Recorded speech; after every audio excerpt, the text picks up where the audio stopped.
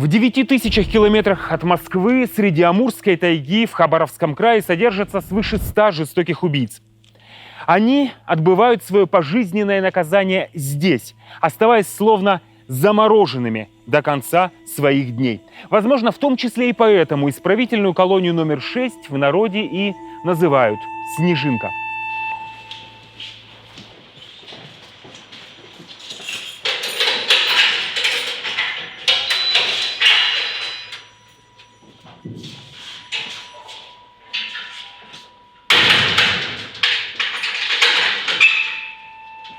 Камера 140 на исходную.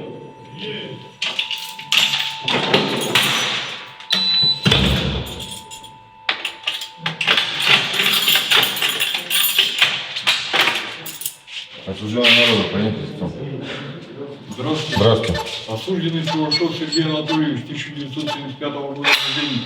Осужден по статьям 105, часть 2, 162, часть 3. 27 августа 2001 года приговорен к пожизненному лишению свободы.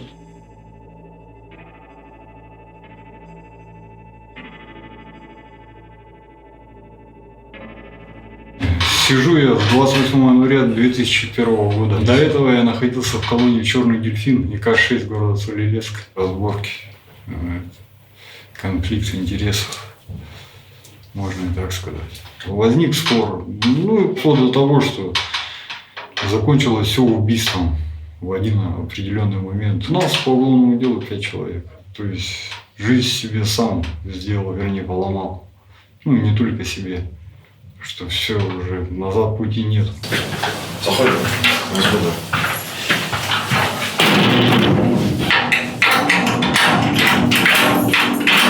Врач, представляется. Здравствуйте. Осужденный Народов Борис Юрьевич, 1981 года рождения. Осужден по статьям 105, 162, 131, 150, 222. Если не по цифрам, это убийство, разбой, изнасилование, вовлечение несовершеннолетнего в преступную деятельность, хранение огнестрельного оружия. Попытка угнать автомобиль закончилась вот такой трагедией. Не только для меня одного. Я прибыл с учреждения ФУКУ ИК-6 «Черный дельфин».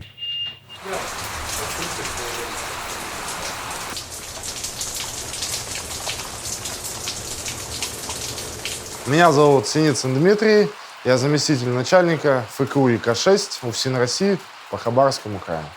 Когда узнал, что открывается в нашем крае исправительная колония особого режима для осужденных к пожизненному лишению свободы, решил попробовать, так скажем, свои силы. Потому что на Дальнем Востоке никогда не было такого рода наказаний в виде пожизненного лишения свободы. И было достаточно интересно, что это такое, как это. Если эмоции тебя перекрывают, то, что ты работаешь с убийцей, с человеком, преступившим закон, соответственно, ты не сможешь дальше просто работать в этой сфере. Кто-то должен делать эту работу. Просто. Но, как и любую работу, нужно делать качественно. Юрий Викторович, все хорошо? Все хорошо? А то ты с Сергеем Владимировичем так дискутируешь громко. Я и спрашиваю, все хорошо? В следующий раз зайду. В следующий раз, Евгений, зайду, я тебе сказал.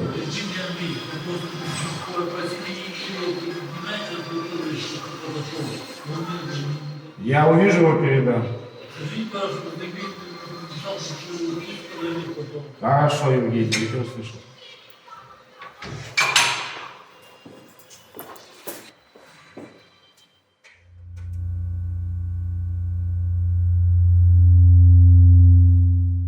Я Власенко Андрей, начальник ИК-6, которая находится в поселке Ильбан. Народное название, снежинка ее назвали, потому что с высоты птичьего полета она похожа на снежинку. У нас, получается, сюда приезжали сотрудники, и он сделал здесь у нас облет. И с тех пор у нас, получается, вот это вот название за нами прикрепилось. Вообще, изначально строительство где-то началось в 1992 году. За основу было взято это шведский проект, но тогда планировалось это строительство следственного изолятора на 800 мест. А первый этап был 26 сентября 2017 года. К нам прибыло больше 100 человек осужденных. Была такая обстановка нервозная, потому что само вот это осужденный к пожизненному лишению свободы, оно звучит так очень, очень громко. А когда они первый этап пришел, я на них посмотрел, они показались обычные осужденные. То есть это в фильмах показывают, наверное, как в американских, они идут в кандалах, в масках, там, в каких-то, в черных, там, как вы говорите, в мешках, там ведут, там какая-то есть, там даже фильм этот, «Воздушная тюрьма», вот это вот. Здесь немножко у нас все по-другому. Осужденные к пожизненному лишению свободы, у них чувство справедливости, оно состоит на самом высоком плане. Поэтому от руководителя требуется, чтобы руководитель находился между сотрудниками и между осужденными посередине и являлся своего рода таких вроде как весов.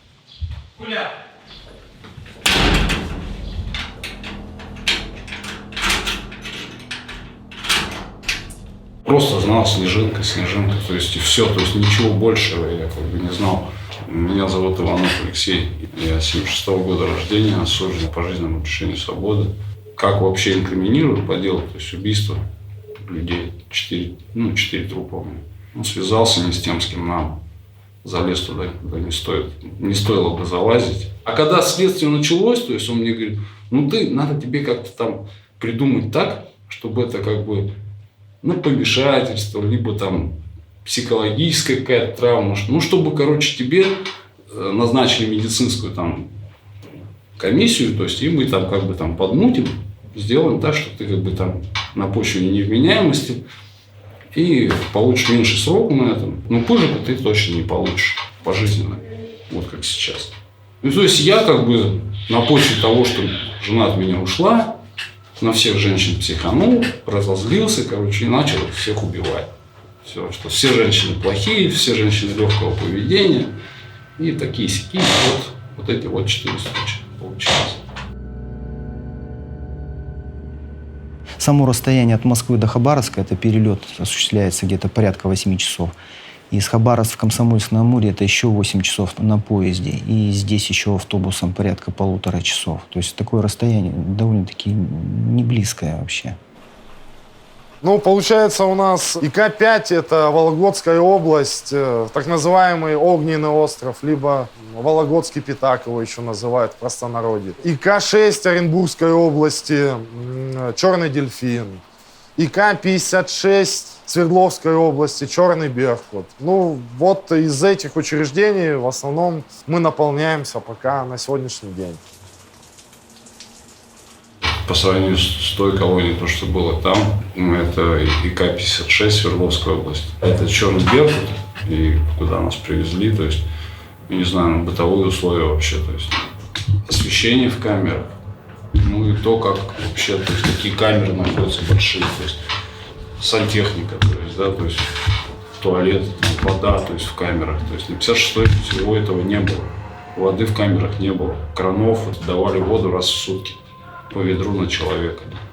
Туалет тоже такой же был, то есть там не было канализации, то есть приходилось каждое утро выносить бачок на улицу. На исходную.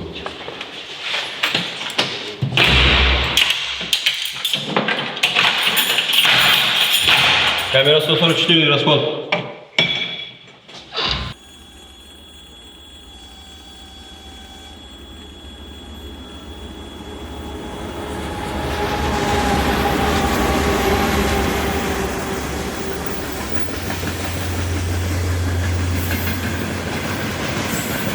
Я проживаю непосредственно в рабочем поселке Эльбан. Добираюсь пешком. Здесь, в принципе, наш поселок, он, так-то он, в принципе, достаточно большой, но мне повезло, я живу, можно сказать, в центре. И от работы до дома мне сравнительно недолго, за 20 минут с размеренным шагом. Брошенные квартиры, забитые окна, они, конечно, наводят на определенную мысль. Но хотелось бы для нашего этого поселка, где я сейчас проживаю, хотелось бы лучшего.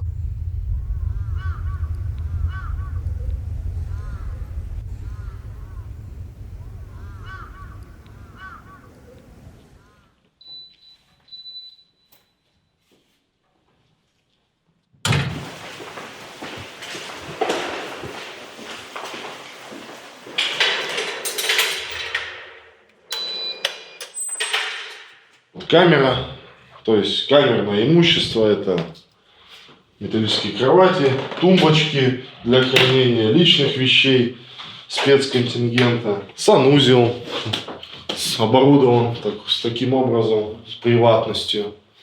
Здесь у нас осужденные хранят средства личной гигиены, зубные пасты, щетки, мыло.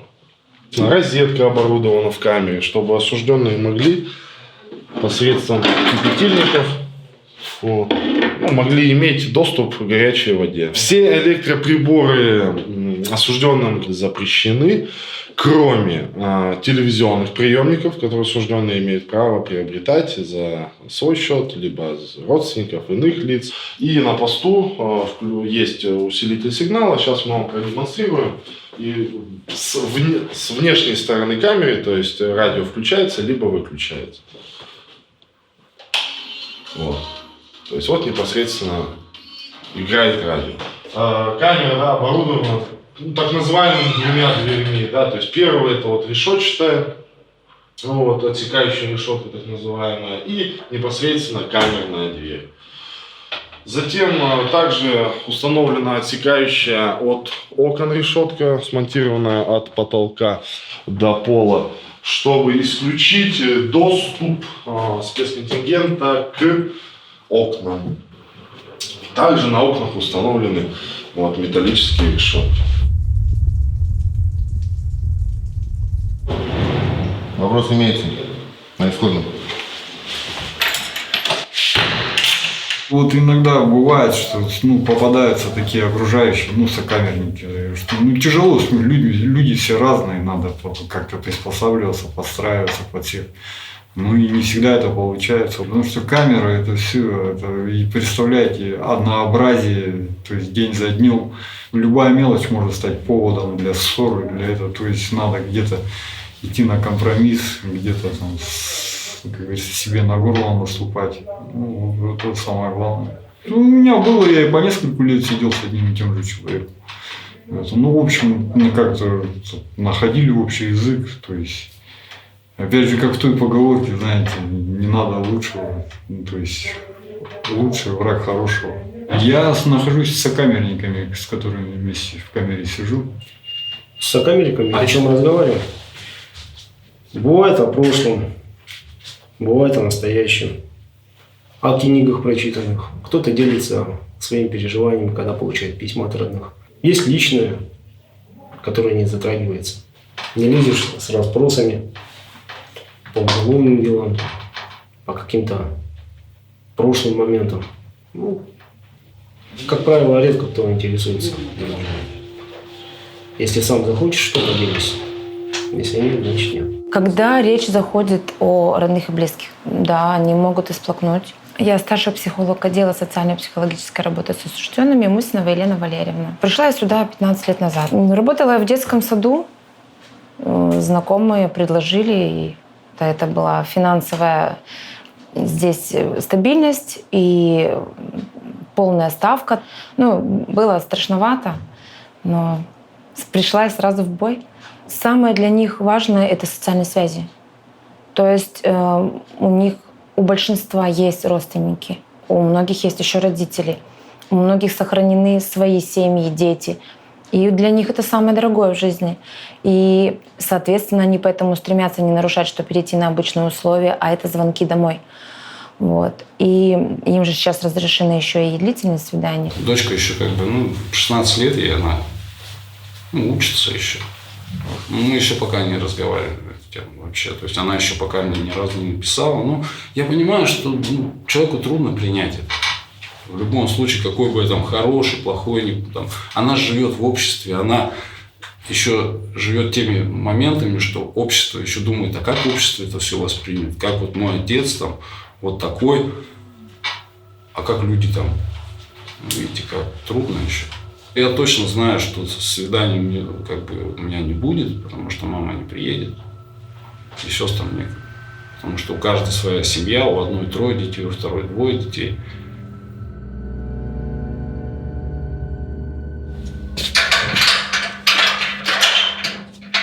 Мы находимся в комнате длительных свиданий. Длительные свидания осужденным предоставляются до 3 суток. На обычных условиях 2 длительных свидания в год и на одно увеличивается краткосрочное. На облегченных 3 длительных свидания в год и, соответственно, 4 краткосрочных свидания. Комната приема, приготовления и приема пищи. Здесь есть плитка, тоже раковина, вода. Здесь небольшая, для детей импровизированные игрушки. Здесь двуспальная кровать, стол, как раз переносной DVD-приемник для просмотра кино-видеофильмов. Большинство осужденных, которые находятся у нас, они с западной части нашей необъятной родины. И поэтому возникает большая проблема в прибытии в части финансовых затрат. Комната свидания, в принципе, у нас не простаивает. Но есть процент, когда родители отказались от своих детей. Есть такое, присутствует. Я не знаю почему, то есть это мне сложно понять, но есть такое. Находимся в комнате краткосрочных свиданий. Посадочное место, перегородка. С этой стороны у нас прибывшие на свидание находятся. С другой стороны, через стекло, находится осужденный. Сам процесс переговоров осуществляется посредством телефонных трубок. То есть непосредственно с другой стороны осужденный берет здесь прибывший на свидание и, видя друг друга, но не имея телесного контакта, они общаются между собой. Я в данный момент практически, можно сказать, дома нахожусь, я в этом регионе проживаю.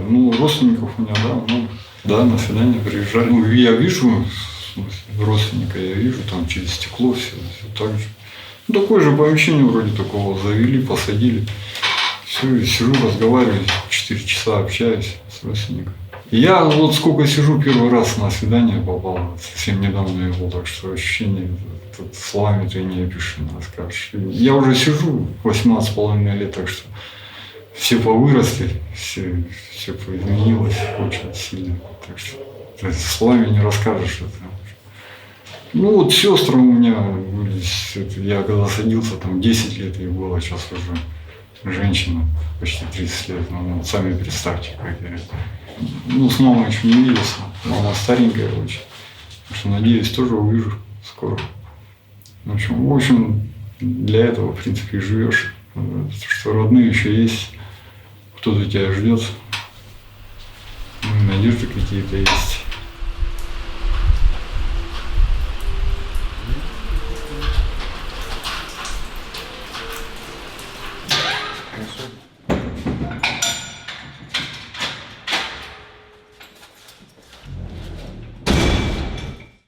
Читаешь личные дела, это просто какой-то момент, порыв, когда что-то происходит в голове у человека, когда он не отдает отчет своим действиям.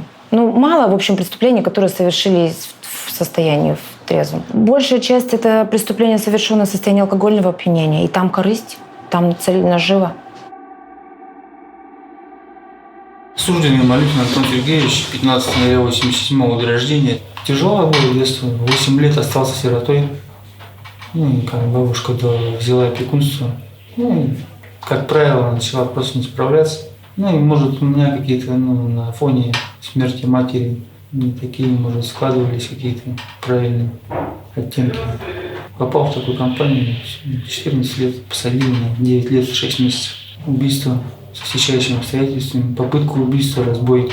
После этого освободился и еще 3 года просидел. Там разрыв месяца-полтора, может. Всему виной алкоголь, конечно. Получилось, что мы работали на стройке. У меня был напарник, и получили заработную плату. Поехали к этому напарнику, к егошним знакомым, получается. Там еще 2 знакомых было. Распивали, и конфликт в ходе распития получился. Я убил 3 человек, зарезал. Дело в том, что в нашей системе никогда нельзя быть сильно злым. Это такой, вред. Получается, да, я приговора все читаю, то есть приговора, конечно, там, чудовищные, что там говорить. Но нельзя становиться на эту ступень, когда совершалось это преступление. Потому что Ну, что там говорить. Обыватели могут сказать, да, мнений очень много, не надо их кормить или еще что-то. Но не мне это решать. Я как начальник должен обратно же. Это наши граждане. Все. Это все прописано. То есть они ограничены только в передвижении.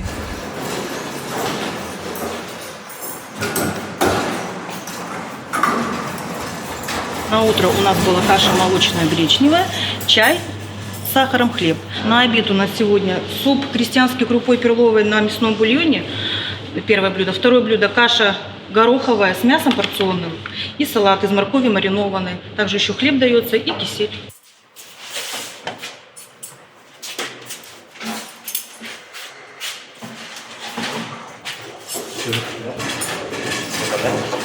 Так, не берет.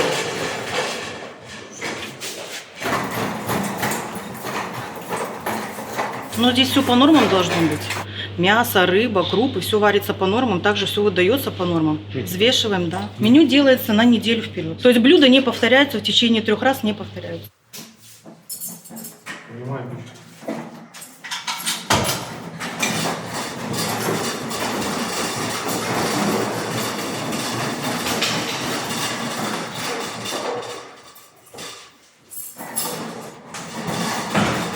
Если иные виды режимов, как общий, строгий, в 99% случаев предусматривает коллективное содержание осужденных в общежитиях, так называемые отряды, то здесь раздельное содержание осужденных. Это чем-то похоже на следственный изолятор.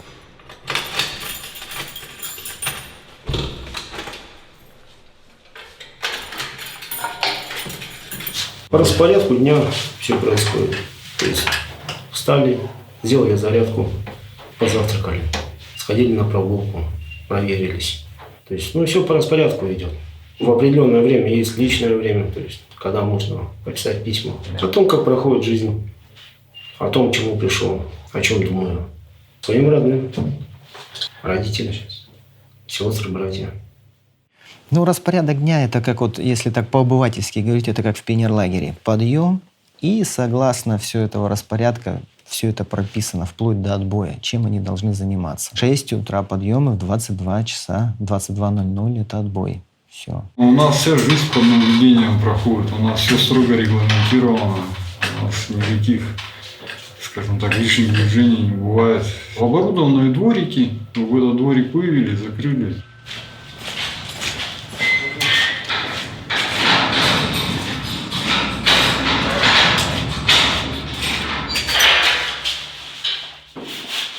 Сейчас мы выходим на прогулочный дворик.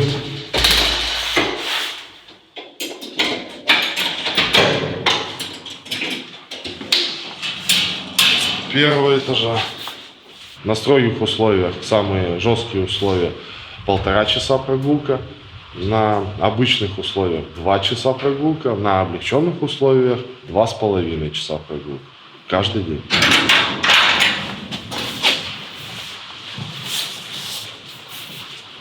Так, вот так у нас выглядит прогулочный дворик. То есть это прямоугольник, соответственно, навес, лавочка, мусорное ведро, ну и, соответственно, сетка поверху во избежание несанкционированного покидания. Сейчас, фоточку.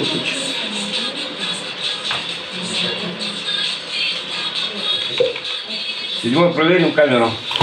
127. Парадки по номерам разговариваем.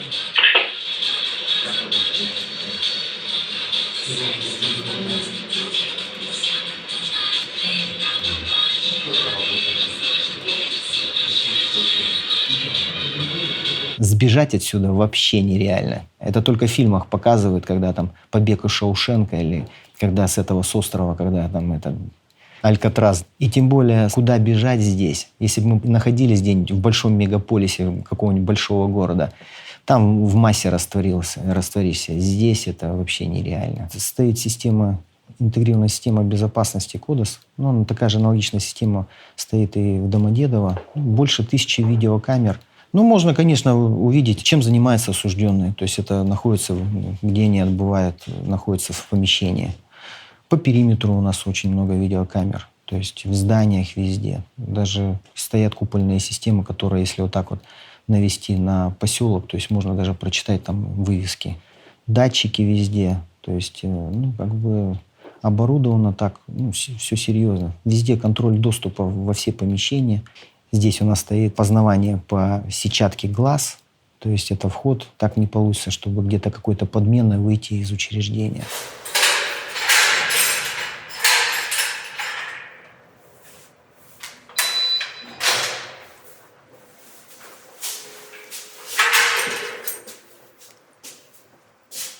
Для них каждый день, как день сурка, да, одно и то же каждый день. Кто-то вот от скуки начинает писать, кто-то от скуки начинает нарушать режим, а остальные терпят для того, чтобы потом все-таки иметь какую-то перспективу в будущем.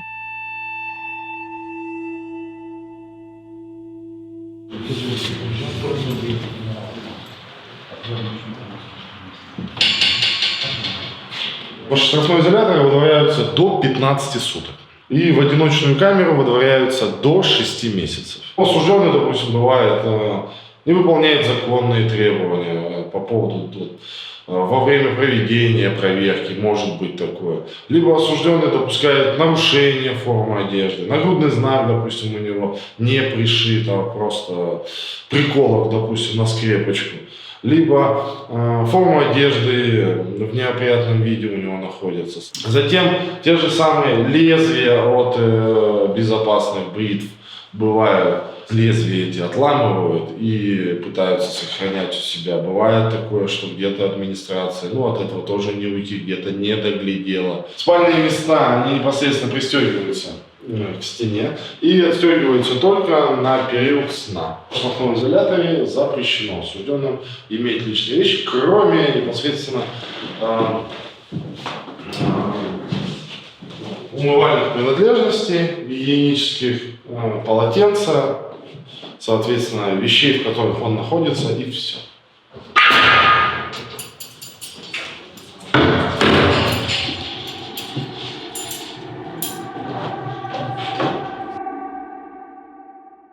По большому счету надежды нет никакой. То, что там, как говорят, там вот там право, условно-срочное освобождение и так далее. Практики-то нет в Российской Федерации на освобождение пожизненников. Если смотреть на своих сверстников, которые впервые отбывают, сейчас есть такие много сейчас, кто с первого раза попадает на пожизненное. И, конечно, им тяжелее. Я не скажу, что я там привыкший там, или как-то постоянный клиент, смириться с этим проще уже. Просто живешь и все. Конечно, многие говорят, что там, вот я бы повесился, там, я бы там себе вену вскрыл. Это все на самом деле ерунда. Жить охота. Хоть и каждый день просыпаешься, глаза открываешь, знаешь, что никогда это не кончится. Бывают дни, которые сходятся как один. Это когда занимаешься одним и тем же. То есть тогда, да, их практически не замечаешь. А так они разные, все равно. Я, понимаете, сам по себе человек такой позитивный. То есть я никогда не заморачиваюсь, я один. Что я один. Я прихожу в камеру, рисую, читаю. Для меня чтение, то есть прочитал книгу, то есть у меня какие-то образы родились в голове, то есть я могу, нарисовал что-то. В основном фэнтези, то есть неважно какое, пускай оно будет 80-х годов, свежие новые. От тебя ничего не зависит, все. Вообще не в силах ты изменить ничего вообще. Только жизнь дальше как-то, и то она кардинально ничего не меняется. Какие-то мелочи, которые ни на что влияния не оказывают. А вот именно то, что вообще уже ничего не изменишь. Жизнь по-другому уже все никак не сложится. Вот осознание этого.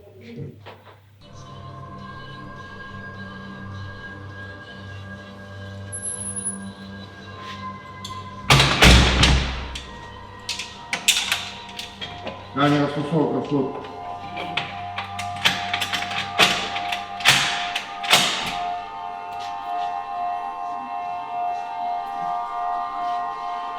Я работу домой не беру. Дом – это дом, это семейный очаг, это твои близкие. Работа – это работа. Работа нервная. Супруга должна, матери, жены, дети, они должны знать, что все хорошо. Напрягать своих близких вот этими моментами. Они будут переживать. От того, что они переживают, ты будешь переживать.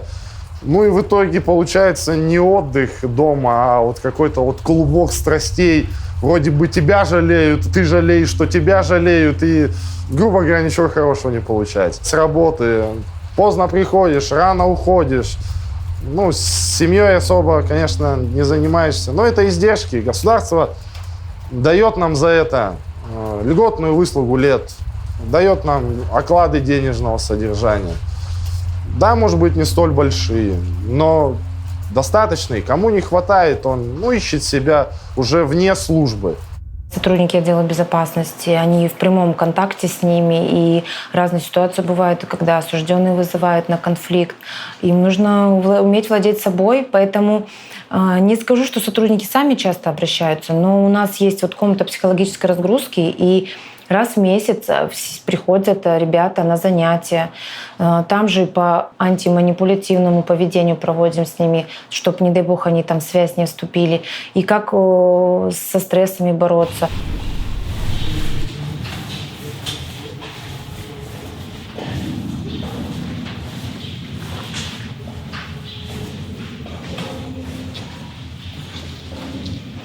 Они некоторые проговаривают именно вот это слово «пожизненное лишение свободы». Многие, точнее, так проговаривают, лучше бы убили бы. Потому что постоянно находиться вот как в клетке очень тяжело. Проговаривают, есть такие мысли, вслух как бы говорят.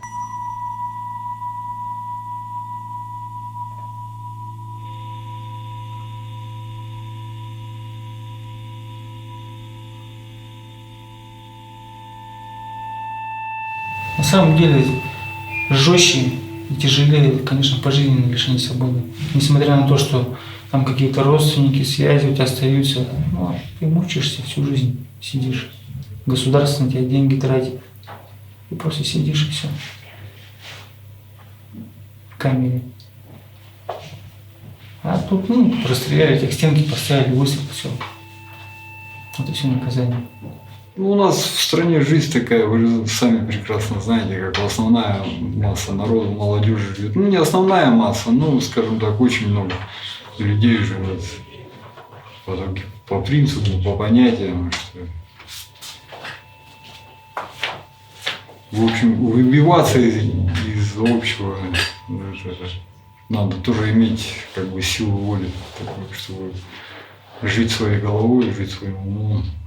Жить самому по себе. Просто жить. Вот сейчас понятно, что надо было просто жить. Обычную жизнь вести. То есть работа, семья, заводить семью, опять вот это вот, семейные заботы начались бы, все. И вот, все это шло бы, в конце концов. Уже. Смысл жизни это он в чем? Вот именно что. То есть о ком-то заботиться. Обычную жизнь вести. Как я понимаю, сейчас в этом счастье все просто. Не надо ничего, никуда. Если есть какие-то таланты, там, желания, способности, там, конечно, стремиться к чему-то там хорошему, дальше, выше. А так обычную жизнь просто вести, обыкновенно обычную жизнь.